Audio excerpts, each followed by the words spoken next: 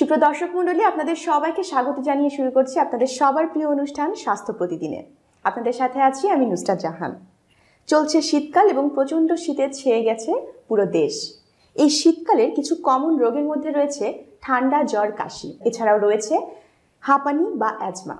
তাই তো আজকে আমাদের মাঝে শীতকালীন রোগ নিয়ে কথা বলতে আমাদের স্টুডিওতে উপস্থিত হয়েছেন বিশিষ্ট বক্ষব্যাধি specialist professor doctor Krishnachandra Ganguly, যিনি বর্তমানে বক্ষব্যাধি ইনস্টিটিউট ও হসপিটালের রেসপিরেটরি মেডিসিন ইউনিটের অধ্যাপক এবং ইউনিট প্রধান হিসেবে নিয়োজিত আছেন। চলুন দর্শক মণ্ডলী, আর কথা না বাড়িয়ে আমরা চলে যাই আমাদের আজকের অতিথির কাছে। কেমন আছেন স্যার? ভালো আছি। চলছে শীতকাল, সমস্ত রোগ এই শীতকালেই সবার শুরু হয়। এই শীতকালে সবচেয়ে বেশি কি ধরনের সমস্যা নিয়ে রোগীরা আপনাদের কাছে আসছে? ধন্যবাদ আপনাকে। শীতকালীন অনেকগুলি সমস্যার ভিতরে এই শ্বাসতন্ত্রের সমস্যা একটি গুরুত্বপূর্ণ, অন্যতম। এবং প্রথমেই যদি আমরা বলি, যে সমস্ত অ্যাজমা বা সিওপিডি রোগী আছে, যাদের শ্বাসকাশ পূর্বেই কম বেশি ছিল, এই শীতের প্রকোপে কিন্তু সেই শ্বাসকাশিটা বেড়ে যায়।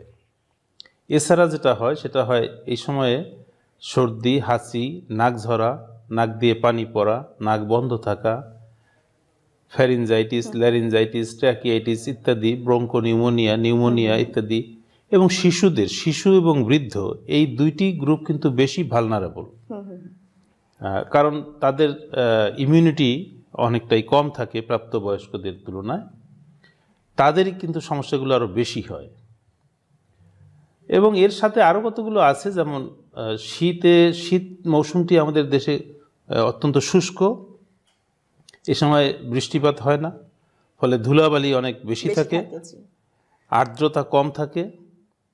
এই সময়ে চোখ সরাসরি বায়ুমণ্ডলের সাথে তার সংস্রব, চোখ ওঠা, চোখ চুলকানি, চোখের অ্যালার্জি, এগুলোও কিন্তু বেড়ে যায়।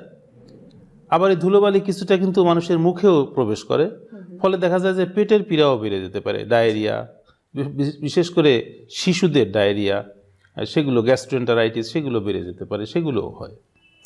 আমরা তো জানি শীতকালে জ্বর ঠান্ডার প্রকোপটা বেশি হয়, এবং আপনি বললেন অ্যাজমা বা হাঁপানির সমস্যাটা হয়ে থাকে বেশি।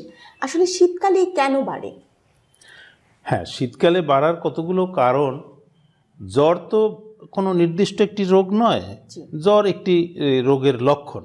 অর্থাৎ যে কোনো ধরনের সংক্রমণ হলে পরে তখনই জ্বর হতে পারে। অন্য আরও অনেক কারণ আছে জ্বরের, তবে বেশিরভাগ ক্ষেত্রেই দেখা যায় ইনফেকশন হচ্ছে জ্বরের একটি কারণ।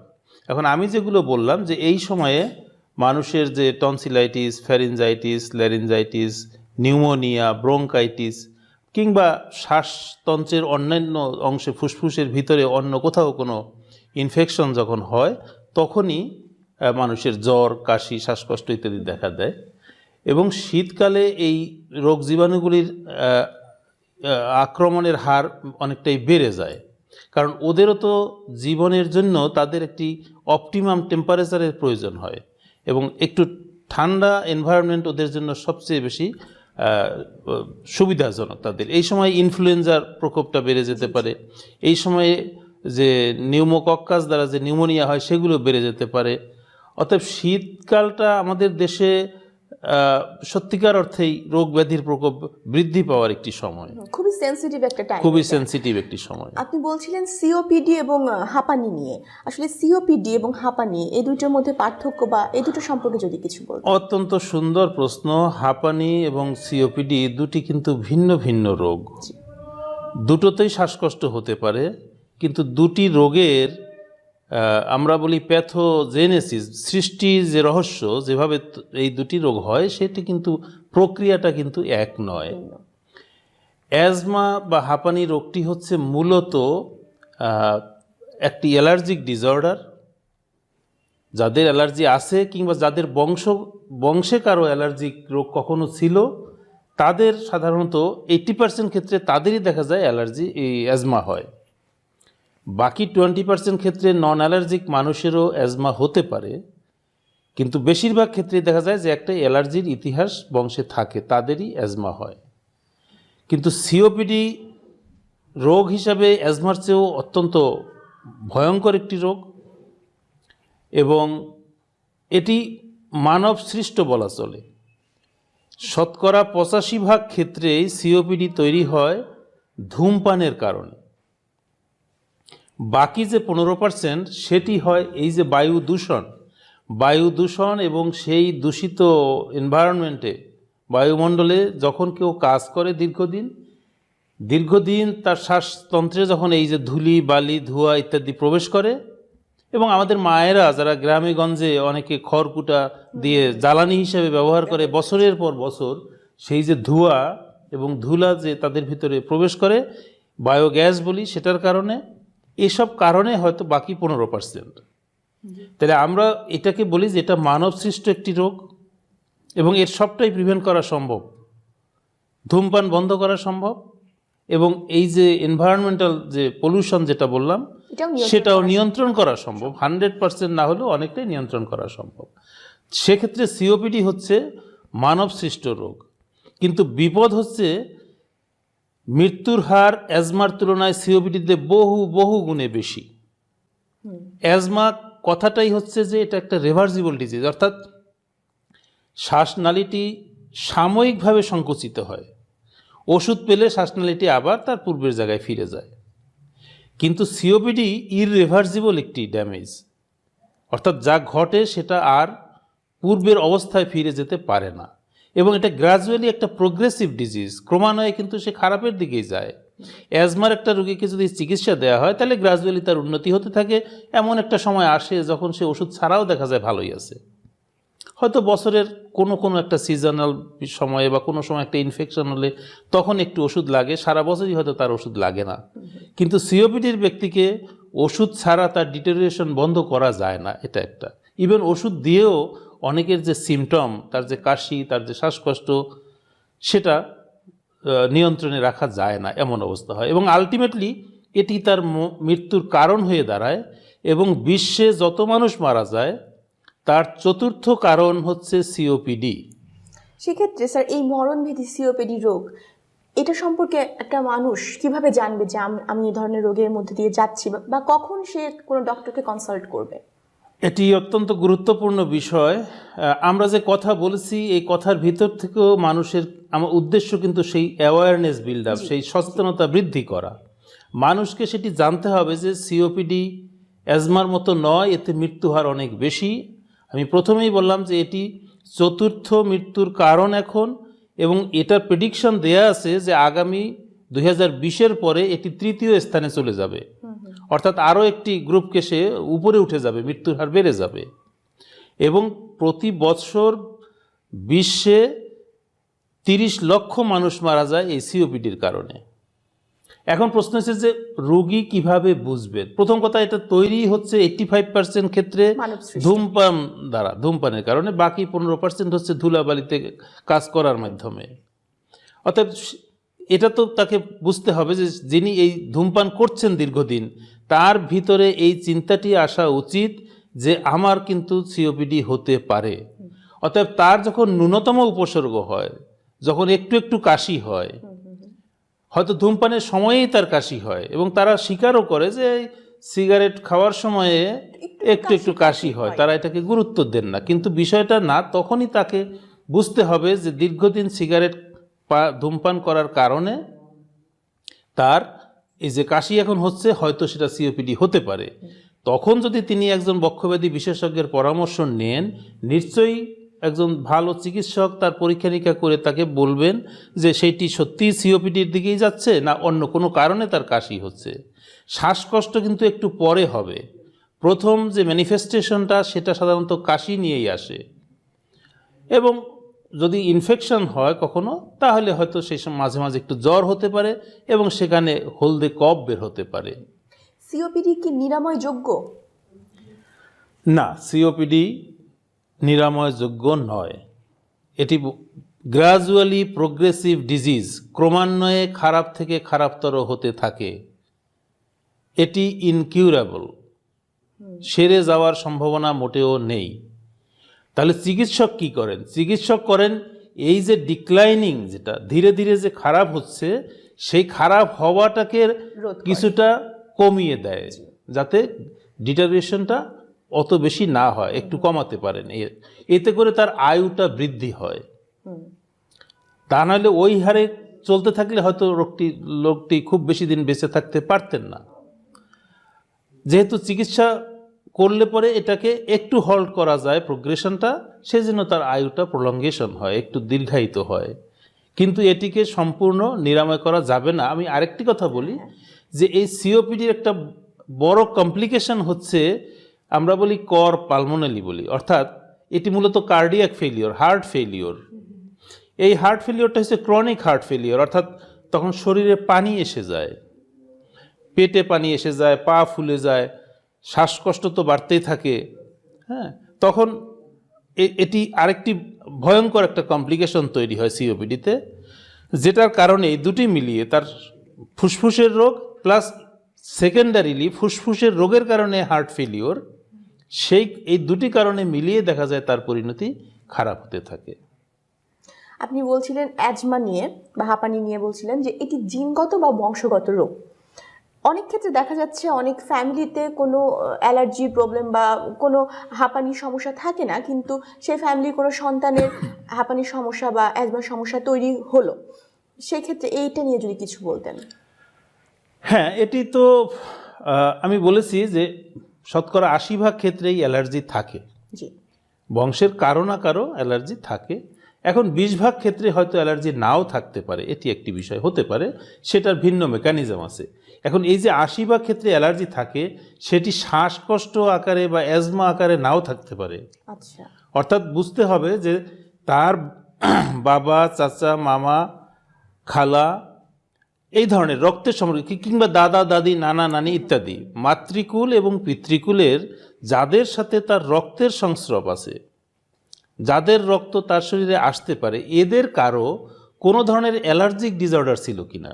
সেটি অ্যাজমা নাও হতে পারে, হতে পারে অ্যালার্জিক রাইনাইটিস, নাক ঝরতো, পানি পড়তো, নাক বন্ধ থাকতো, হাসি হতো বেশি বেশি, কিংবা হতে পারে কোনো খাবারের পরে শরীর চুলকাতো, সেটাও অ্যালার্জি, স্কিন অ্যালার্জি। রাইট, হতে পারে কোনো কারো একটা এক্সিমা ছিল বংশের কারো, হতে পারে কারো শুধু চোখ ডলতে হতো, চোখ লাল হয়ে যেত ধুলাবালিতে, অ্যালার্জিক কনজাংটিভাইটিস। অতএব আমাদের বুঝতে হবে যে ওই অ্যালার্জিটি বংশে কারো ছিল কিনা। এবং এটি তো বাস্তব সত্যি কথা, আমাকে জিজ্ঞেস করলেও বোধহয় আমি আমার পুরো তথ্য দিতে পারবো না। পিতৃপুরুষের এবং মাতৃকুলের প্রত্যেকের তথ্য নিশ্চয়ই আমাদের কারো ওইভাবে জানা থাকে না। এই কারণে হয়তো অনেক সময় বলা হয় যে না, আমার বংশে তো কারো নাই, আমার কেন হলো। অনেকে আসলে বুঝে না, ইভেন আমিও জানতাম না যে স্কিনে অ্যালার্জিটাও এটার মধ্যে ধরা হবে। আচ্ছা, সেক্ষেত্রে যখন ধরা পড়ে কারো অ্যাজমা আছে এবং আপনারা যখন ট্রিটমেন্টের ব্যাপারে আসেন, সেক্ষেত্রে আপনারা সবসময় দেখেছি ইনহেলার সাজেস্ট করেন। আসলে ইনহেলার না মেডিসিন, কোনটা বেশি ইফেক্টিভ? ধন্যবাদ, এটি অত্যন্ত আকর্ষণীয় একটি প্রশ্ন। ইনহেলার ও মেডিসিন, অবশ্যই মেডিসিন। তো প্রশ্ন হচ্ছে যে মেডিসিন বলতে যে আমরা ক্লাসিক্যালি বুঝি ট্যাবলেট, ক্যাপসুল, সিরাপ, ইনজেকশন ইত্যাদি, এগুলোকে বুঝে থাকি। এটি একটি নতুন ধরন, way of giving the drug. আমরা ওষুধটি কিভাবে দিব তার একটি পদ্ধতি হচ্ছে এই ইনহেলার। এখন প্রশ্ন হচ্ছে যে ইনহেলারটি আগে দিব না ওই ট্যাবলেট ক্যাপসুল আগে খাবে, সেটা নয়। বিষয় হচ্ছে আমাদের বুঝতে হবে যে একটা বৈজ্ঞানিক পদ্ধতিতে চিকিৎসা করতে হবে। তো এখন শ্বাসতন্ত্রের যে রোগগুলো হচ্ছে, সেটা শ্বাসনালীর ভিতরেই হোক কিংবা লাঙের ফুসফুসের ভিতরেই হোক, সেখানে সরাসরি যদি আমি কোনো ওষুধ প্রয়োগ করতে পারি তাহলে সবচেয়ে সুবিধাজনক হবে। ইনহেলার একটি অ্যারোজল, আমি দেখাতেও পারি আপনি। এটা তো এইরকম একটি জিনিস, এখানে এই চাপ দিলে যে গ্যাসটি বের হলো, অ্যারোজলটি বের হলো, সেটি হচ্ছে ওষুধ। তো এতে কিন্তু ওষুধের পরিমাণ খুবই কম। আমরা যে হিসাবটা করি সেখানে মাইক্রোগ্রাম, কিন্তু আমরা একটা ট্যাবলেট, ধরেন সালবুটামল একটা ট্যাবলেট যদি ব্যবহার করি কোনো রোগীকে, সেটাতে থাকবে 4 মিলিগ্রাম, অর্থাৎ 4000 মাইক্রোগ্রাম। আর এটার ভিতরে আছে প্রতি চাপে 100 মাইক্রোগ্রাম, অর্থাৎ 40 ভাগের 1 ভাগ। আপনি যদি 2 চাপ একবারে দেন তাহলে আসবে 20/1 এটি আবার ভিতরে নেবার পরে শ্বাস ছেড়ে দিলে পরে আবার 90% ওয়াস্টেজ হয়ে যায়। এক্ষেত্রে বলবো তাহলে ব্যবহারটাই হলো কিন্তু 10%, তার মানে 200/1। অর্থাৎ আমি বলছি যে একটি ট্যাবলেটে যেই ওষুধ একজনকে খেতে হয় সেটি পাকস্থলিতে যাবে, সেটি রক্তে মিশবে, সেখান থেকে কিছু অংশ ফুসফুসে আসবে বা শ্বাসনালীতে আসবে এবং সেখানে কাজ করবে। আর আমি যদি সরাসরি এটা দেই তাহলে সে শ্বাসনালীতেই চলে গেল এবং শ্বাসনালীর ভিতরেই কাজ করলো, পরিমাণ এতই কম যে এটার দ্বারা কোনো শরীরের অন্যত্র কোনো সিস্টেমিক ইফেক্ট হওয়ার, সাইড ইফেক্ট হওয়ার কোনো সুযোগ নাই। একটি সালবুটামল ট্যাবলেট খাওয়ার পরে কিন্তু অনেক সময়ই মানুষের ট্রেমর হয়, বুক ধরফর করে, মুখ শুকিয়ে যায় ইত্যাদি উপসর্গ দেখা দেয়, কিন্তু একটি ইনহেলারে সেটি ঘটবে না। এবং এটি সম্পূর্ণ নিরাপদ ওষুধ, কারণ যেটি ট্যাবলেট আকারে ব্যবহার করা হতো সেই জিনিসটি এখানে দেয়া হয়েছে, পরিমাণ অত্যন্ত কম, কয়েকশো ভাগের 1 দেয়া হয়েছে। অর্থাৎ মানুষকে এই তথ্যটি যদি আমরা জানাতে পারি যে না, ট্যাবলেট ক্যাপসুলের চেয়েও এটি আগে প্রয়োগ করাই উচিত, কারণ এটি নিরাপদ ওষুধ, এটি যেখানে রোগ সেখানে চলে যাচ্ছে। এটি যদি আমি ভালো হয়ে যায়, রোগী যদি ভালো হয়ে যায়, আপনি নিশ্চিন্তে এটি বন্ধ করতে পারেন। কোনো হ্যাবিট ফর্মিং নয়, অভ্যাস তৈরি হবে এমনও নয়। এটি একবার ব্যবহার করলে আপনাকে সারা জীবন ব্যবহার করতে হবে না, এ কথা মোটেও সত্য নয়। এটা কিন্তু একটা ভুল ধারণা কাজ করে, ভুল ধারণা মানুষের ভিতরে কাজ করে। আরেকটি কথা আমি বলে নিই এই সুবাদে, আমার মনে হয় যে ইনহেলার যেই পরিমাণ এখন বিক্রি হয় বা আমাদের ডাক্তার সাহেবরা প্রেসক্রাইব করেন, এর কতটুকু সঠিকভাবে ব্যবহৃত হয় সেটি কিন্তু আমার কাছেও একটা, এইটা বলতে চাচ্ছিলাম, আমরা কিন্তু অনেকে ইনহেলার ব্যবহার সম্পর্কে জানি না। রাইট, ইনহেলার নিচ্ছি কিন্তু আপনি বললেন 90% কিন্তু বের হয়ে যাচ্ছে শ্বাস ছাড়ার সাথে সাথে। রাইট স্যার যদি একটু দেখাতেন ইনহেলার ইউজ। আমি সেটাই বলেছি যে ইনহেলারটি সঠিকভাবে প্রয়োগ না করলে কিন্তু তার যে ফলাফল সেটা পাওয়া যাবে না। অতএব এটি বোধহয় আরও ভালোভাবে রোগীদেরকে বলাই হয় আমাদের দেশে যে 90% ইনহেলার প্রয়োগ সঠিকভাবে হয় না। তাহলে হয় না বলতে এখন এই কাজটি তো যিনি প্রেসক্রাইব করেন তাকেই করতে হবে, বুঝিয়ে দিতে হবে, অথবা তিনি কাউকে এনগেজ করবেন এই পারপাসে, নার্স হোক, ফার্মাসিস্ট হোক, কাউকে যে তুমি এটা ভালোভাবে শিখিয়ে দাও কীভাবে ইনহেলারটি ব্যবহার করতে হবে। তো প্রথমত আমি দেখিয়ে দেই, প্রথমত ইনহেলারটিকে এই মুখটি কিন্তু খুলে নিতে হবে। এমনও রোগী দেখেছি যে তিনি খুলেননি মুখটি, এটা একটা হতে পারে। অনেক ক্ষেত্রে রোগীরা এটাকে উল্টিয়ে এভাবে চাপ দেন, এইভাবে চাপ দিলে প্রথমবার ওষুধ বের হলো, দেখেন আর বের হবে না, আর বের হবে না। তাহলে বুঝতে হবে এটা সবসময় এভাবে ব্যবহার করতে হবে। এবং এখনো যেহেতু আমি উল্টো ধরেছিলাম, এখনো প্রথম চাপে বের হবে না, দেখেন দ্বিতীয় চাপে বের হবে, কারণ এর ভিতরে তরল এবং পাউডার থাকে পৃথক। রাইট, তাহলে প্রথমে এটাকে ঝাঁকিয়ে নিতে হবে, ঝাঁকিয়ে নেবার পরে এটাকে শিশুরা 2 হাত দিয়ে ধরে নেয়, আমরা বয়স্করা 1 হাতে ধরতে পারি, একটু এখানে ঠেস দিয়ে ধরলে ভালো হয়। ধরে চাপ দিলে যে গ্যাসটি, অ্যারোজলটি বের হলো, সেই অ্যারোজলটিকে টেনে নিতে হবে ভিতরে।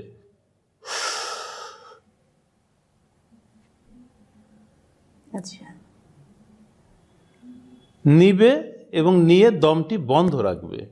আমি এক্স্যাক্টলি এটা করে দেখাচ্ছি।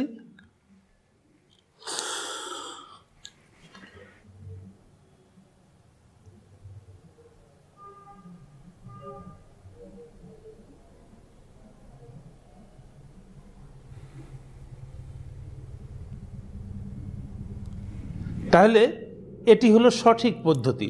প্রশ্ন হচ্ছে কতক্ষণ এইভাবে দম বন্ধ করে থাকবেন। আমরা বলি মোর দ্যান 10 সেকেন্ড, 10 সেকেন্ডের বেশি হলেই যথেষ্ট। এমনও রোগী পাওয়া যায় যে সে 10 সেকেন্ড রাখতে পারছে না, কষ্ট হচ্ছে, কাশি চলে আসে বা তার শ্বাসকষ্ট এত বেশি সে পারছে না, সেক্ষেত্রে তো কম্প্রোমাইজ করতেই হবে। আবার আমরা এটাও বলি যে আপনার ঘড়ি ধরার প্রয়োজন নাই, আপনি এভাবে চাপ দিয়ে গ্যাসটাকে টেনে নিয়ে যতটুকু সম্ভব দম বন্ধ রাখেন, দম শেষ ছেড়ে দেন এবং দিয়ে আবার আরেকটা চাপ নেন। 2টি চাপ একবারে দিয়েন না, একটা একটা করে। রাইট, একটা নেন, তারপরে 1 মিনিট পরে আরেকটি চাপ দেন। কিছু কিছু ইনহেলারে স্টেরয়েড থাকে, সেইগুলোর ক্ষেত্রে আমরা বলি ব্যবহারের পরে আপনি একটু পানি দিয়ে মুখটি কুলকুচা করে ধুয়ে ফেলেন। অতএব এই হলো মোটামুটি ইনহেলার নেবার পদ্ধতি। আমি আশা করি আমাদের দর্শক শ্রোতা যারা আছেন, যারা এই অনুষ্ঠানটি দেখবেন, তারা যাদের ইনহেলার প্রয়োজন হয় তারা সঠিকভাবে এটি ব্যবহার করতে পারবেন, তাতে তাদের অনেক উপকার হবে। এবং ইনহেলার ব্যবহারের ক্ষেত্রে কি কোনো সতর্কতা রয়েছে?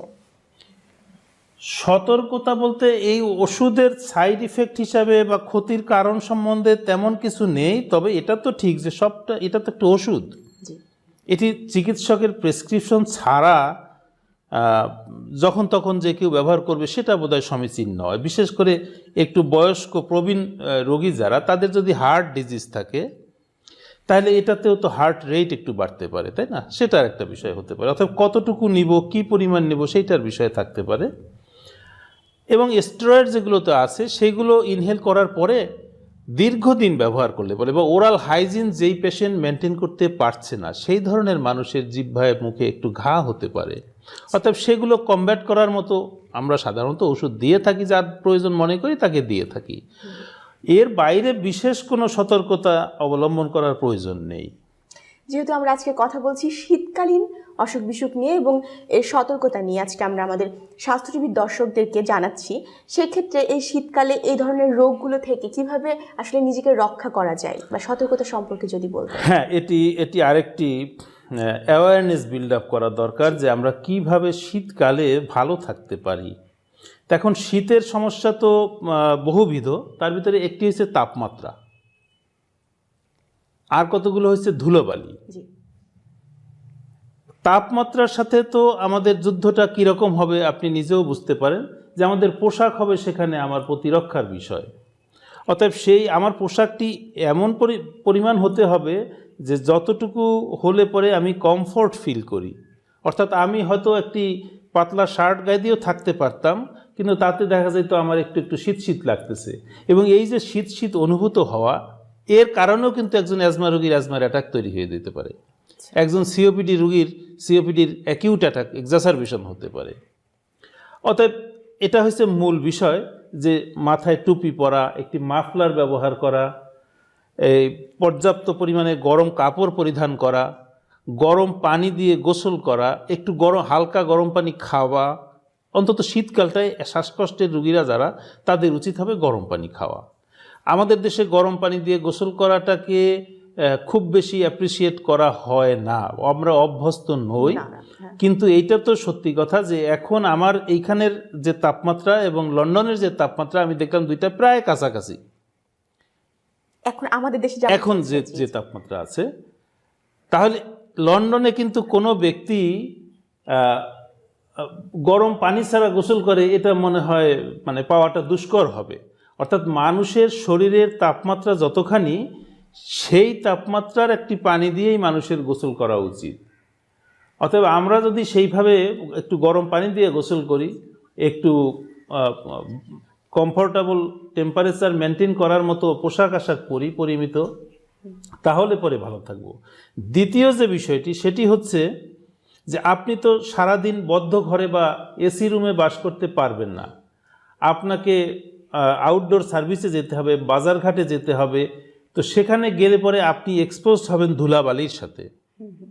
অর্থাৎ পার্সোনাল প্রোটেকশনটা হবে যে এই ধুলাবালি থেকে আপনি কিভাবে নিজেকে প্রতিরোধ করতে পারেন।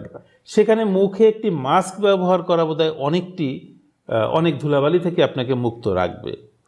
তবে এটাও সত্যি কথা যে রাস্তায় যে ধুলাবালি উঠছে, এর ভিতরে অনেক বিষয় আছে। কতগুলো আছে অর্গানিক পার্টিকেল, কতগুলো আছে ইনঅর্গানিক পার্টিকেল, আবার কতগুলো আছে মাইক্রো অর্গানিজম। অতএব এর সবটাই যে একটি মাস্ক দ্বারা আপনি প্রতিরোধ করতে পারবেন সেটাই হয়তো সম্ভব নয়।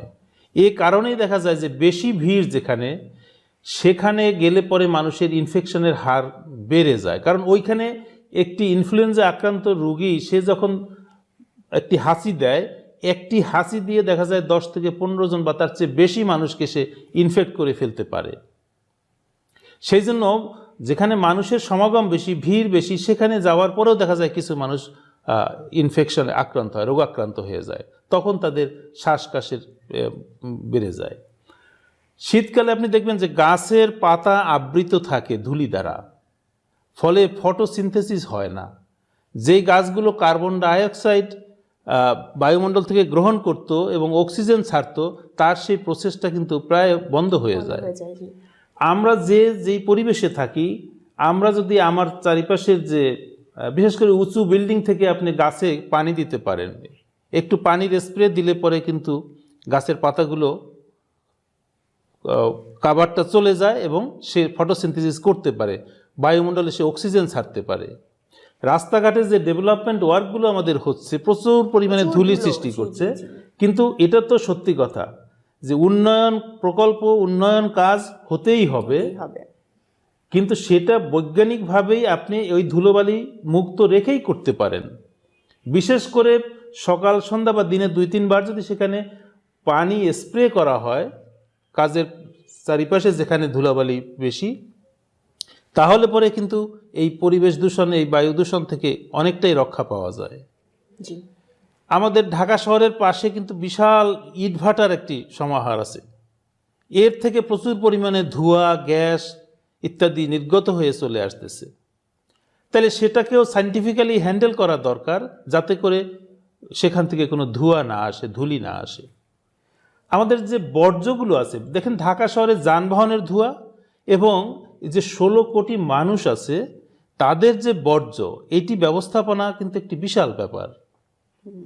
এই বর্জ্য, এর ভিতরে পচনশীল দ্রব্য আছে, রোগ জীবাণু এর ভিতরে আছে, অনেক যে ক্লিনিক, ডায়াগনস্টিক সেন্টার আছে তাদেরও অনেক বর্জ্য অনেক সময় পাওয়া যায়, যদিও উচিত নয় যেখানে সেখানে সেটা ফেলা। তো এই যে পচনশীল দ্রব্য থেকে এইখানেই তো মাইক্রো অর্গানিজমের গ্রোথ বেশি হয়, এবং এই ঠান্ডা ওয়েদারে, আবার শুষ্ক ওয়েদারে, ফলে এগুলো ড্রাইড আপ হয় এবং বাতাসে ধুলাবালির সাথে উঠতে থাকে। এটিকে আপনি মাস্ক দ্বারা প্রোটেক্ট করতে পারবেন না। মনে করে অনেকে যে আমি মাস্ক ব্যবহার করছি, হয়তো আমার এই ইনফেকশন হবে না, কিন্তু সেটি সঠিক নয়। এই অর্ডিনারি যে মাস্ক, এই মাস্ক দ্বারা রোগ জীবাণুকে প্রতিরোধ করা খুবই কঠিন ব্যাপার। তার জন্য স্পেশাল ধরনের মাস্ক দরকার হয়, যেটা সব মানুষকে আমরা ওইভাবে অ্যাডভাইস করতে পারি না, সব অ্যাফোর্ডও করতে পারবে না। আসলে খুবই শীতোপযোগী একটি টপিক নিয়ে আমরা কথা বলছিলাম, এবং যত সুন্দর করে আপনি এই বিষয়টা আমাদের মাঝে আজকে তুলে ধরেছেন, আমার মনে হয় আজকে আমাদের স্বাস্থ্য টিভির দর্শকরা অনেক কিছু জানতে পেরেছে, কিভাবে ইনহেলার ব্যবহার করবে এবং কিভাবে এই শীতে তাদের সতর্ক থাকতে হবে। সুপ্রিয় দর্শক মণ্ডলী, আপনাদের অসংখ্য ধন্যবাদ আমাদের সাথে এতক্ষণ থাকার জন্য। আশা করছি আমাদের আজকের অনুষ্ঠানের মাধ্যমে আপনারা সকলেই উপকৃত হতে পেরেছেন। পৃথিবীর যে কোনো প্রান্ত থেকে আমাদের অনুষ্ঠানটি দেখতে হলে অবশ্যই ভিজিট করুন স্বাস্থ্য টিভি। আবারও দেখা হবে নতুন কোনো অতিথির সাথে, নতুন কোনো বিষয় নিয়ে। ততদিন পর্যন্ত ভালো থাকুন, সুস্থ থাকুন, নিরাপদে থাকুন। আল্লাহ হাফেজ।